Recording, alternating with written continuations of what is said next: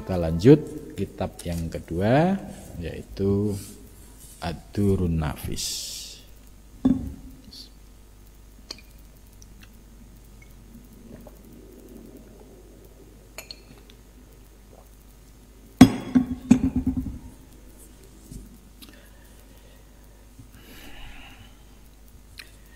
Kitab Ad-Durrun Nafis sudah sampai pada halaman 14. Malam ini kita akan melanjutkan dari pengajian sebelumnya. Pengajian pembahasan sebelumnya itu terkait yaitu dalil nakli dan akli, ya, terkait dengan hakikat wujud, ya. Dalilnya jelas, Al-Qur'annya jelas, hadisnya jelas. Jadi ini dalam rangka supaya kita sebagai orang yang sedang belajar ilmu hakikat itu tidak usah takut kalau ditakut-takutin, ya. Ini ilmu sesat, ini ilmu yang tidak lazim, ya. Padahal Syekh Nafis sudah memperkokoh argumentasinya dengan ayat Al-Quran dan hadis. Ya, tugas kita ya bisa mengamalkan sesuai dengan panduan yang sudah diberikan oleh mu'allif.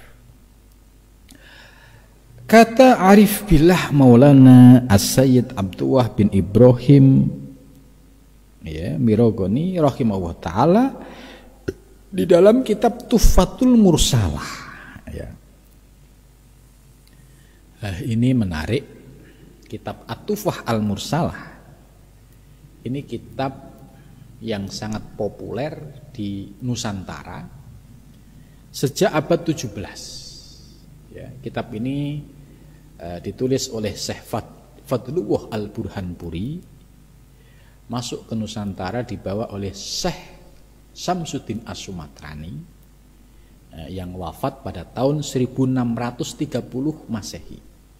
Jadi abad 17 kitab ini sudah masuk ke Nusantara. Kemudian berkembang pesat setelah Syekh Abdul Rauf As-Singkili melalui jaringan murid-muridnya, ya, itu kitab ini menyebar di seluruh wilayah Nusantara. Ya, di Aceh ada muridnya yang bernama Syekh Dawud Baba. Ya, kemudian di Padang ada namanya Syekh Burhanuddin Ulakan. Di Jawa ada muridnya yang namanya Syekh Muhyi Pamijahan. Jadi kita sering mendengar Syekh Muhyi Pamijahan yang, ya, itu ternyata beliau sebagai muridnya Syekh Abdul Rauf As-Singkili yang menyebarkan kitab Tuhfah ke Pulau Jawa. Sehingga kitab Tuhfah ini masuk ke wilayah istana, masuk ke Keraton Solo, ya, Jogja, Mangkunegaran, Kesultanan Cirebon. Gitu.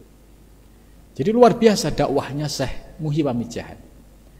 Ajarannya diterima oleh kalangan kesultanan, kalangan darah biru, ya, kalangan ningrat itu. Dan di luar Jawa, di Sumatera, di Kalimantan, ya, di Kalimantan salah satunya dibawa oleh Syekh Nafis Al-Banjari. Di Sulawesi dibawa oleh Syekh Yusuf Al-Makassari. Kemudian sampai juga di Patani, Thailand, ya, oleh Syekh Dawud Al-Fatani. Sampai juga di Mindanao, ya, Mindanao juga ada kitab Martabat 7 atau kitab Tuhfah.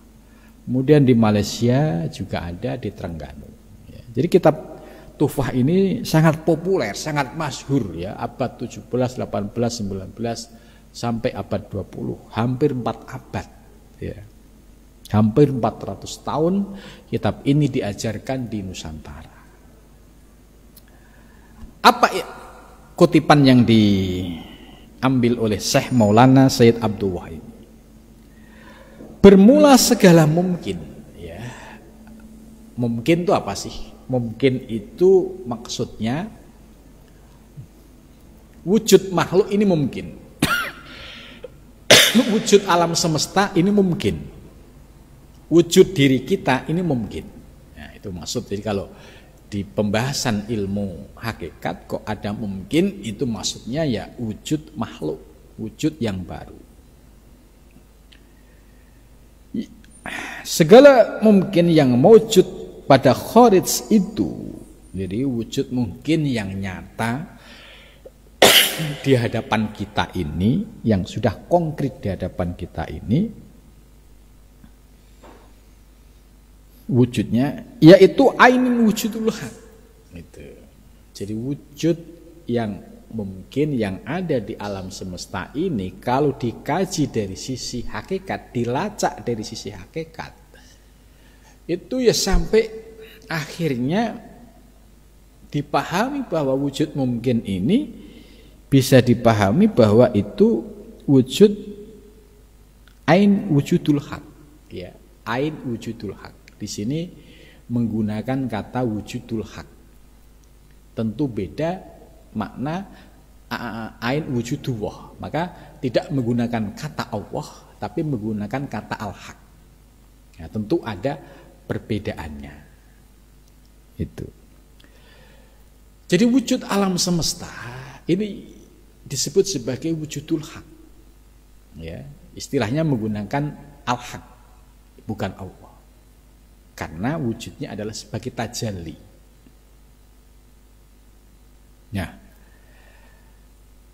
maksud dari makalah ini, maksudnya kalau kita melihat seluruh benda yang di alam semesta yang wujud, yang nyata, itu sesungguhnya secara hakikat kita akan bisa memahami, oh ternyata wujud yang ada ini sumbernya dari Allah Subhanahu wa ta'ala. Oh, wujud yang ada di sekeliling kita, termasuk diri kita, sumbernya atau yang menciptakan atau yang mengadakan yaitu Allah Subhanahu wa ta'ala. Jadi melihat segala wujud mungkin, kemudian terkoneksi dalam keyakinan kita, oh itu sesungguhnya ain wujudul haq. Itu. Nah, ini yang harus dipahami, ya, penggunaan istilah. Beda antara wujudul haq dan wujudullah. Ini beda. Kata al-haq ini memiliki makna yang sudah digunakan oleh para sufi, yaitu maknanya sebagai tajalli, yaitu kenyataan dari alam semesta ini. Subhanahu wa ta'ala, maha suci Allah ta'ala. Dengan sekira-kira zahir mungkin itu lain daripada Allah. Ya, maksudnya bahwa zahir mungkin wujud-wujud yang nyata di hadapan kita itu lain daripada Allah Subhanahu wa taala. Dan sekira-kira hakikat wujud mungkin itu ain wujudullah. Jadi wujud yang mungkin itu ain, esensi dari wujudullah, esensinya. Ini kalau dilacak dari hakikatnya.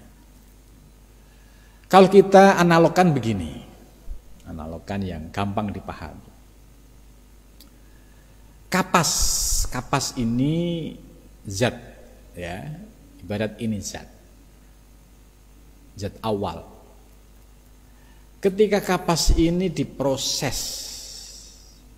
ya, menjadi benang, ya, ini berarti wujud benang ini sebagai bentuk tajallinya. Ketika sudah berupa benang, apakah kita akan menanyakan kapas? Nah, gitu. Jadi artinya bahwa ketika wujud benang, ya sesungguhnya benang ini ain wujud kapas, gitu loh.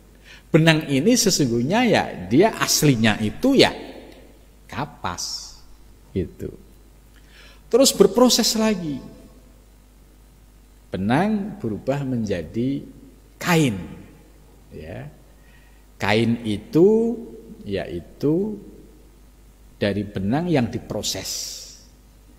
ya, dengan mesin atau dengan alat tradisional menjadi kain. Ketika sudah wujud kain, apakah kita akan bertanya, mana kapasnya? Gitu kan? Mana benangnya? Padahal ketika sudah berupa wujud kain, ya ainul kapas, ya itu ada pada diri benang itu. Ketika wujudnya berupa benang, ain daripada kapas ya ada pada wujud benang itu. Nah, ini analog untuk memudahkan pemahaman dengan maksud dalam kitab ini, yaitu tadi. Dan sekira-kira hakikat wujud mungkin ini kalau kita ibaratkan wujud benang atau wujud kain, itu ya sesungguhnya ain wujudullah gitu. Ya sesungguhnya ya itu esensi dari kapas. Ya kalau kita sesuaikan dengan kondisi alam semesta ini, ya ada manusia, ada berbagai macam makhluk Allah yang ada di alam semesta. Ini kan setelah berproses. Ya, kalau kita lacak asal usulnya, ya kan dulu bumi nggak ada, ya kan? Manusia pertama dulu kan Adam. Adam dulunya juga nggak ada, gitu. Terus surga neraka dulunya juga nggak ada, gitu. Ya, terus dilacak lagi, ya yang ada saat itu, yang ada hanya Allah. Maka di dalam hadis qudsi, kuntu kanzan mahfiyan, ya, aku perbendaharaan yang tersembunyi. Fa inni uhibbu an u'raf, aku ingin dikenal. Fa khalaqtul khalqa, maka aku ciptakan makhluk. Fabi ya'rifuni, maka dengan anugerahku pula makhluk ini dapat mengenalku. Nah, inilah kaitannya tentang rahasia penciptaan makhluk alam semesta, ternyata supaya Allah dikenali. Gitu. Yang bisa mengenalkan ya hanya Allah, orang yang diberikan anugerah Allah Subhanahu wa ta'ala. Jadi ternyata kan ya dulunya alam nggak ada, yang ada hanya Allah. Kemudian Allah berkehendak menciptakan alam semesta, akhirnya ada surga neraka, kemudian Allah, ada malaikat, kemudian Allah pengen menciptakan manusia, terus diciptakanlah Adam, ya.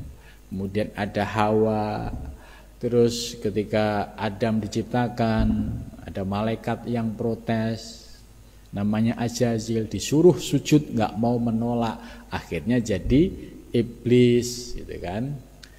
Setelah Adam dan Hawa ya bertemu, kemudian dilarang untuk mendekati pohon, akhirnya karena ada godaan iblis yang masuk, kemudian terjadilah melakukan pelanggaran, kemudian diusir dari surga ke bumi. Gitu. Ini kan asal usulnya itu. Jadi kalau kita lacak, oh dulu bumi nggak ada, oh dulu Adam nggak ada, oh dulu surga nggak ada, yang ada hanya Allah. Nah ini kalau analog ini bisa dipahami dengan contoh tadi, contoh baju ini kan dari kain, ya kain yang sudah diproses. Kemudian kain dari mana? Dari kapas, gitu. Jadi yang ada apa? Yang ada ya hanya kapas. Tapi ketika sudah wujud baju begini, jangan dipanggil dengan nama kapas. Ya contoh, ambilin kapas saya, maksudnya baju. Ya ini namanya salah kaprah. Begitu juga kalau ada orang yang memahami hakikat, ya kemudian mendohirkan wujud-wujud ini dengan pengucapan oh Allah, ya ini salah karena dia sudah punya nama, ya wa alama, di ayatnya wa alama adamal asma kullaha, Allah memberikan pengetahuan nama-nama kepada Adam seluruhnya itu, ya. Itu maksudnya perumpamaan ini sangat pas sehingga oh itu tuh yang dimaksud.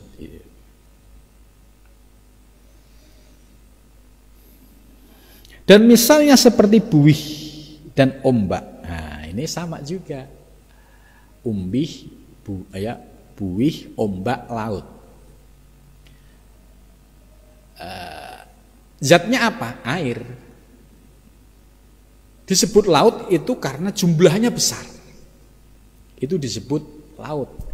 Tapi zatnya apa? Ya, isinya adalah air.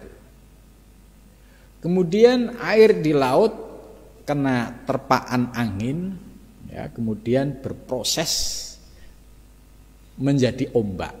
Maka gelombang air, ya, itu diberikan nama yaitu ombak. Gitu. Lah, ombak ini apa? Hakikatnya ya air. Kan hanya bedanya ada sifat yang memiliki kekhususan. Karena diterpa angin kan dia bergelombang, ya. Itu yang disebut dengan ombak. Setelah sampai pinggir, ya, pinggir pantai, muncullah buih karena terjadi gesekan yang cukup keras. Buih ini kalau dilacak hakikatnya apa zatnya? Ya air. Jadi buih ini nama, hakikatnya air. Ya, ombak juga nama, hakikatnya air. Laut juga nama, hakikatnya air. Gitu. Jadi ini perumpamaan persis sama kapas, ya, kain, nah, kapas, benang, kain, ya, itu persis perumpamaan ini supaya kita memahami yang dimaksud oh ainul wujud itu gitu. Sehingga tidak boleh ketika misalkan melihat buih di pinggir pantai, dia ngomong sama temennya, lihat airnya bagus ya, padahal yang dimaksud buih. Ini namanya salah kaprah memahami hakikat. Kalau yang namanya buih ya diucapkan secara verbal buih. Sekalipun secara hakikat kita tahu hakikatnya buih adalah air. Ya, begitu juga dalam memahami alam semesta. Ada wujud bermacam-macam, manusia, binatang dan sebagainya. Kalau bicara hakikatnya ya kembali kepada Allah. Tapi setelah punya wujud, ya, dengan karakter masing-masing, dengan sifat masing-masing, ada binatang, ada manusia, ada hewan, ada tumbuhan, ya, panggillah sesuai dengan nama, ya, padahal secara hakikatnya kembali kepada Allah Subhanahu wa ta'ala. Inilah argumentasi, ya, para sufi ini menurut saya cukup rasional bagaimana mengantarkan kita yang awam bisa memasuki wilayah hakikat dengan perumpamaan-perumpamaan ini. Sehingga nalar kita masuk, bisa memahami, namun yang perlu dipahami koridornya, batasnya, etikanya. Nah, ini setelah paham secara hakikat tadi, hakikat air, hakikat kapas, ya. Kita pahami koridornya, etikanya, adabnya. Yaitu ketika sudah berupa kain, ya jangan dipanggil kapas.